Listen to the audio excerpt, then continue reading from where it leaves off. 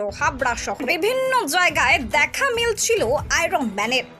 শুনতে অবাক লাগলেও এমনটাই ঘটনা ঘটেছিল হাবড়া শহরে, যেখানে দেখা যাচ্ছিল এক ব্যক্তির সারা শরীরে পেঁচানো লোহা ও আয়রনের নানা রকমের তার, হাত পা এমনকি মাথাও দীর্ঘদিন ধরে জড়ো করা সেই তার বসে গিয়েছিল চেপে। এই তার পেঁচানোর কারণে তাকে অনেকেই দেখে নাম দেন আয়রন ম্যান। বেশ কয়েকদিন ধরে হাবড়া 2 নম্বর এবং 1 নম্বর রেলগেট এলাকায় ঘোরাফেরা করতে দেখা যেত এই ভবঘুরেকে। তার গলা সহ হাতে পায়ে জড়ানো থাকতো লোহা ও আয়রনের বিভিন্ন তার, আর এই কারণে এলাকার সকলে তার নাম দিয়েছিলেন আয়রন ম্যান। রাস্তায় ছিল তার ঠিকানা। এলাকার মানুষজন দুবেলা দুমুঠো খেতে দিলে তবে জুটতো খাবার। এভাবেই তার জড়িয়ে বছরের পর বছর থাকায় গলা ও হাতে রীতিমতো আঘাত লেগে কেটে ক্ষত তৈরি হয়। তবে তাতেও নির্বিকার ভবঘুরে সারাদিন এ প্রান্ত থেকে ও প্রান্ত ঘুরে বেরোনোই ছিল তার কাজ।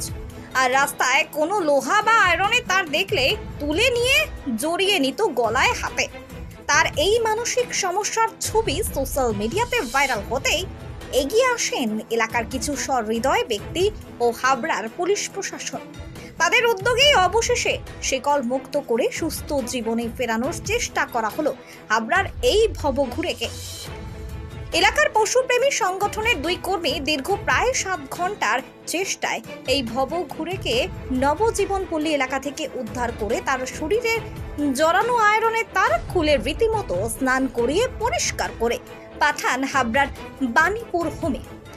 আপাতত সেখানেই রয়েছেন এই ভবঘুরে। তার সঙ্গে কথা বলে জানা যায় পুরোপুরি মানসিক ভারসাম্যহীন না হলেও কিছু শারীরিক সমস্যা রয়েছে তার, যার জন্য প্রয়োজন চিকিৎসা।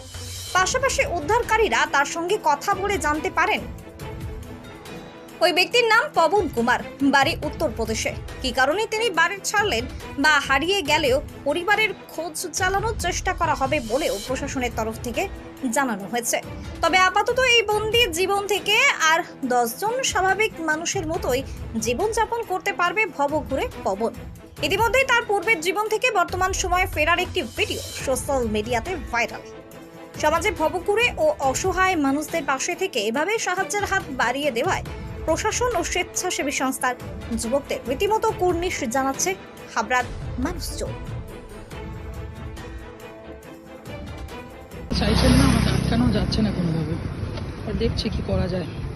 বাবন ভাই, বাবন ভাই, আরে রুকো যারা, শুনো। ডাকো দেখি, ডাকো।